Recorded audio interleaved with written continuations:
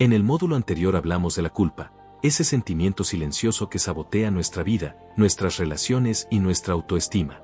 Pero para liberarnos de verdad, necesitamos ir más profundo, hasta la raíz. Este módulo es esa pieza clave.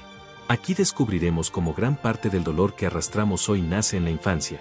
Críticas, falta de amor, carencias emocionales.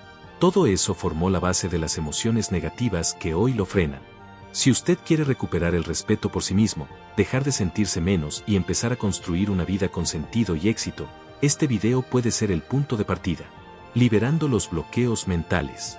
Hace muchos años, al comenzar a estudiar las emociones negativas, descubrí un punto crucial: no se puede avanzar hacia la salud, la felicidad, el amor o el desarrollo del propio potencial si se insiste en conservar intactas las emociones negativas.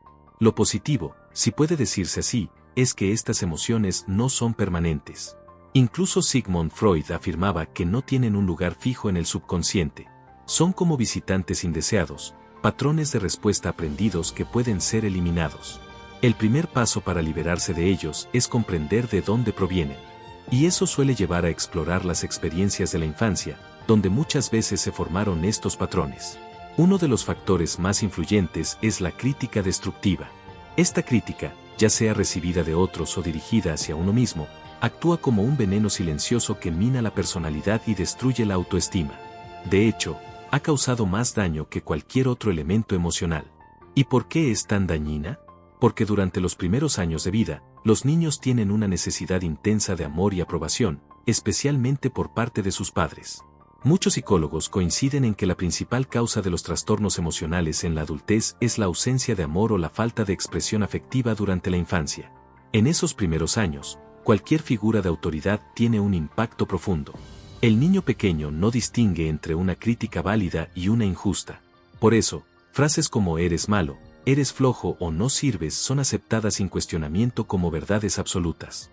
Se graban directamente en el subconsciente, con los años, pueden convertirse en parte de la identidad de la persona adulta. Así, muchas personas continúan en la adultez repitiendo lo que oyeron de niños: "yo soy así, siempre he sido así", sin saber que se trata de creencias heredadas. Incluso se justifican diciendo que es algo de familia, cuando en realidad son patrones emocionales inconscientes transmitidos por generaciones, especialmente en familias que vivieron épocas de crisis o escasez. Recuerdo, por ejemplo, que mis padres vivieron la Gran Depresión.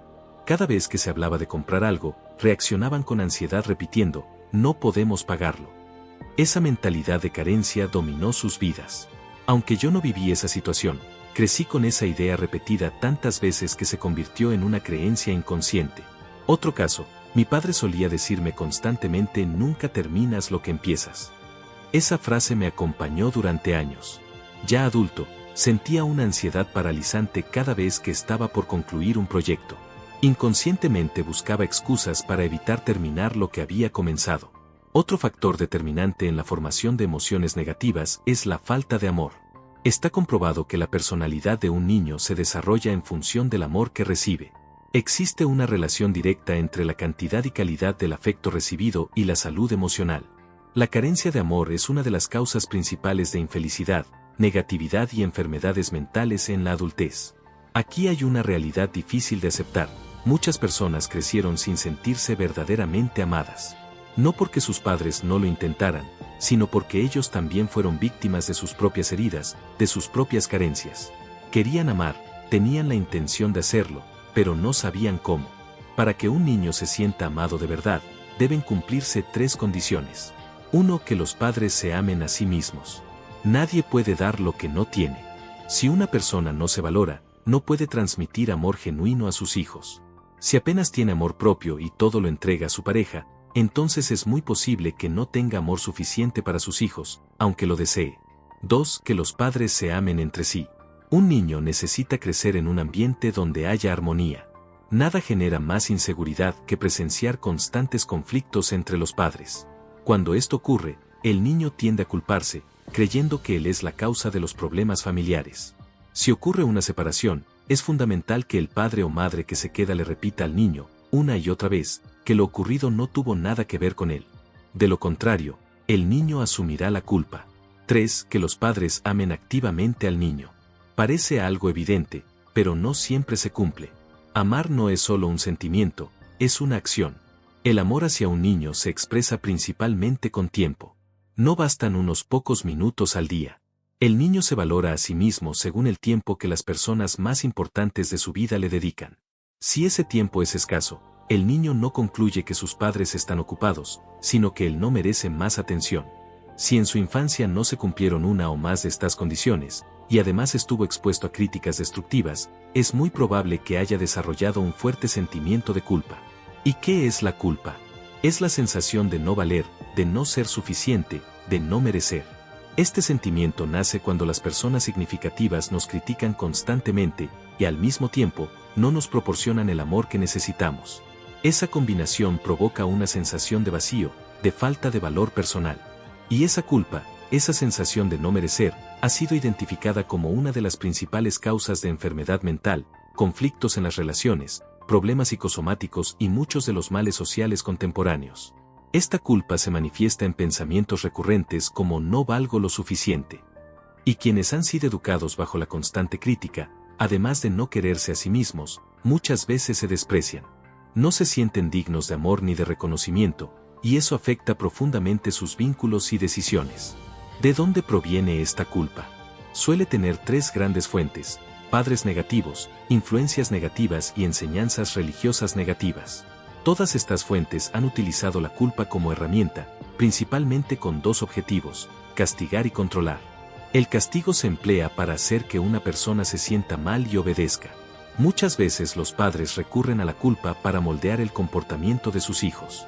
Y algunas instituciones, como ciertas organizaciones religiosas, han perfeccionado el uso de la culpa como medio de control emocional. El uso de la culpa como herramienta de control emocional. Existen organizaciones que utilizan la culpa como un medio para controlar y manipular emocionalmente a las personas. Con suficiente presión emocional, es posible influir en su comportamiento, obtener su tiempo, su dinero, su compromiso e incluso sus recursos. Muchas entidades, especialmente algunas organizaciones benéficas que aparecen en la televisión mostrando niños o personas con discapacidades, recurren a la culpa para mover a las personas a actuar. El mensaje implícito suele ser: usted tiene una vida privilegiada, debería sentirse culpable. Envíenos una donación y aliviará esa culpa por un momento, hasta que le incluyamos en nuestra lista de correo.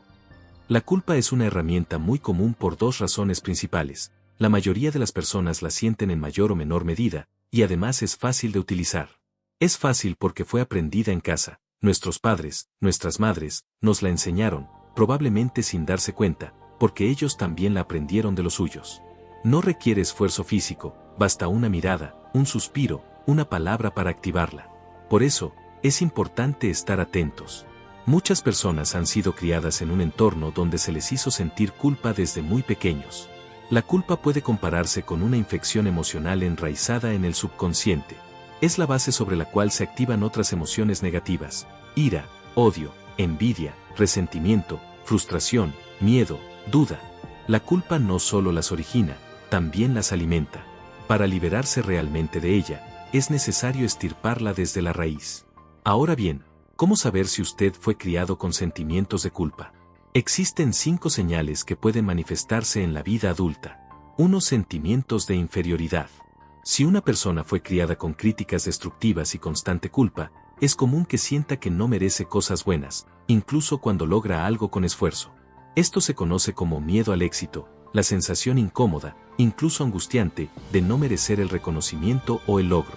Algunas personas desarrollan comportamientos autodestructivos como forma de lidiar con ese malestar: abuso de sustancias, sabotaje personal o ansiedad intensa ante la posibilidad de destacar. Muchas veces sienten que, si alguien los elogia, tarde o temprano descubrirán que no son realmente capaces.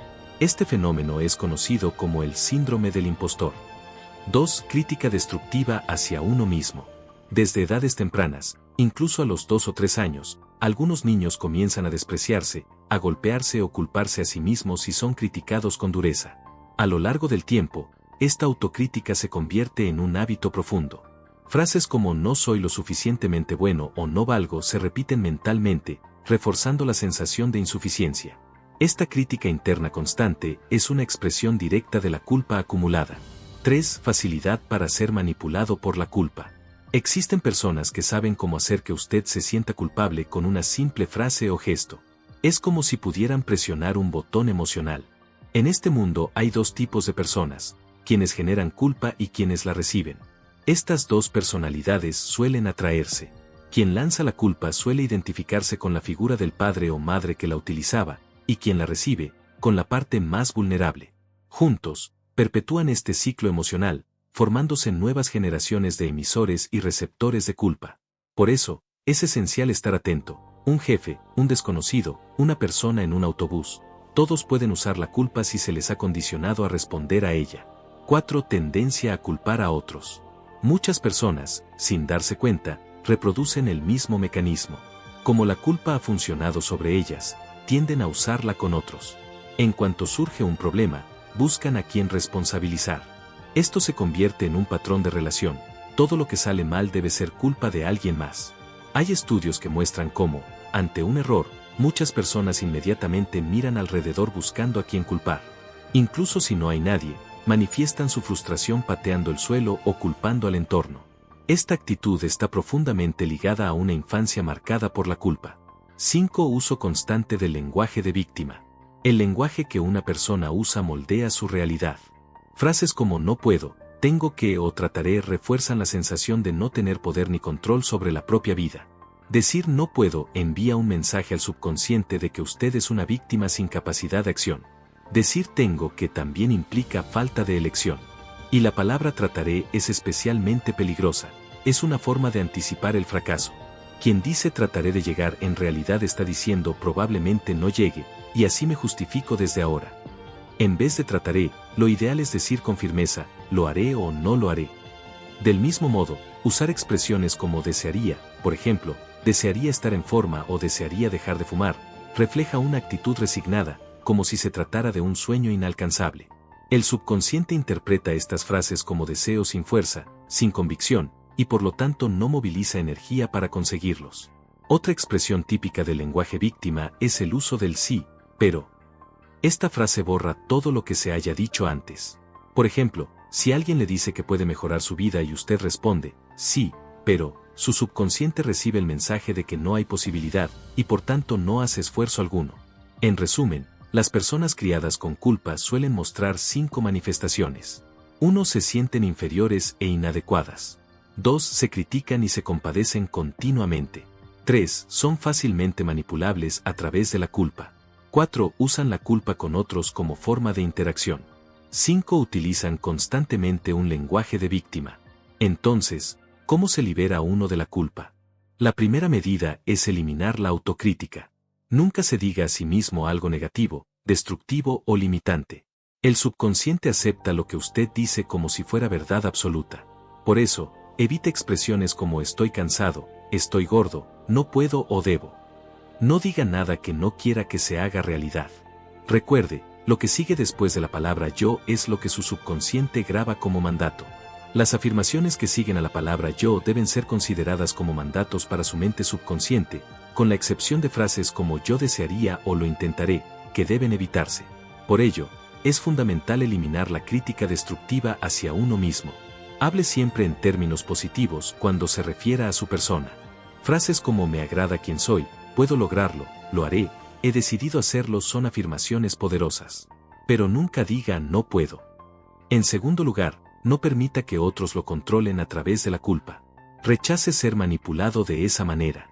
Cada vez que usted cede ante este tipo de manipulación, refuerza y profundiza el impacto de la culpa en su vida. En lo personal, crecí en un entorno fuertemente influenciado por una visión religiosa negativa. Mi madre, con todo respeto, parecía experta en infundir culpa por cualquier cosa. Me tomó mucho tiempo liberarme de esa programación. Al casarme con Bárbara, quien también venía de un ambiente similar, establecimos una regla. Cuando alguno de los dos notaba que el otro recurría inconscientemente a viejos patrones, simplemente decía, ¿está intentando hacerme sentir culpable o no? Esa frase servía como recordatorio y advertencia. Usted también puede utilizarla. No permita que nadie lo manipule por medio de la culpa. Tercer punto, no utilice la culpa como herramienta de interacción con otros. Decida no emplearla y comuníquelo claramente. Enseñe también a sus hijos y a su pareja a identificar cuando esto sucede y a decir, sin temor, ¿Está intentando hacerme sentir culpable o no? Repítalo las veces que sea necesario. Si la otra persona responde que sí, entonces dígale con firmeza que no va a funcionar. La culpa solo tiene poder sobre usted mientras no sea consciente de que está siendo utilizada como instrumento de control. El cuarto punto es lo que llamamos la ley del perdón, quizá el más importante de todos. Esta ley establece que su salud mental está directamente relacionada con su capacidad para perdonar de forma libre y genuina. La habilidad de perdonar a otros es el elemento más determinante para alcanzar la felicidad y el éxito personal. No hay otra vía para liberarse verdaderamente de la culpa. El perdón y el olvido son señales de una persona integrada, madura y emocionalmente estable. Al contrario, la incapacidad para perdonar y el deseo de guardar rencores son características de una mente inmadura, herida y en muchos casos, mentalmente enferma. Existen 4 tipos de perdón que usted debe practicar para alcanzar la verdadera libertad emocional. 1. Perdone a sus padres. Perdone por completo a sus padres por cualquier daño que le hayan causado. Muchos de los problemas que enfrentamos como adultos tienen su raíz en la negativa o incapacidad de perdonar a nuestros progenitores. Escríbales, llámelos o, al menos, libérelos en su corazón. Pero hágalo al 100%. 2. Perdone a los demás. Libérese de cualquier rencor que guarde hacia otras personas. No importa lo que le hayan hecho. Recuerde que el perdón no tiene que ver con la otra persona, es un acto profundamente egoísta en el mejor sentido de la palabra, es para su bienestar, su paz y su equilibrio. 3. Perdónese a sí mismo. Todos cometemos errores, hemos hecho cosas tontas, insensatas o dolorosas. Usted también. Pero debe perdonarse completamente. Libérese del peso de la culpa por sus propios errores y déjese ser humano. 4. Pida perdón si ha herido a alguien. Si sabe que ha causado daño a otra persona, tenga el valor de disculparse. Son muchas las vidas que se deterioran año tras año porque las personas no reúnen el coraje suficiente para decir lo siento. El carácter se forja haciendo lo correcto, incluso cuando es difícil, sobre todo cuando lo es emocionalmente. La clave para liberarse de la culpa y de las emociones negativas es el perdón. Si desea convertirse en una persona plena, positiva y libre, practique el perdón sin condiciones. Perdone a quienes estuvieron en su vida sentimental, a empleadores del pasado, a amigos que lo lastimaron, a quienes no cumplieron sus promesas, a quienes invirtieron mal su tiempo o su confianza. Perdone incluso a quienes lo despidieron. Perdone a todos. Adopte una actitud frente a la vida que rechace alimentar rencores. Repítase una y otra vez, lo perdono por todo. La perdono por todo. Esa es la fórmula.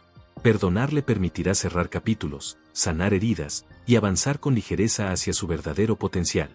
Perdonar es un acto profundamente liberador, para usted y para la otra persona, y es, sin duda, uno de los pasos más poderosos para acercarse a una vida plena y exitosa.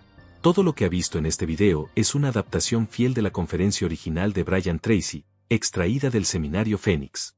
Sin embargo, este cierre es un aporte exclusivo de nuestro canal, pensado para ayudarle a conectar estos conceptos con su propia vida. Y lo que viene es crucial, en el próximo módulo aprenderá cómo anular las preocupaciones de raíz, y créame, esto puede ser definitivo para transformar su mente y liberarla del miedo que le impide avanzar. Si este contenido le ayudó, suscríbase, active la campanita, y compártalo con alguien que también necesite soltar el peso del pasado. Lo que viene es profundo, revelador y puede marcar un antes y un después en su camino hacia el éxito.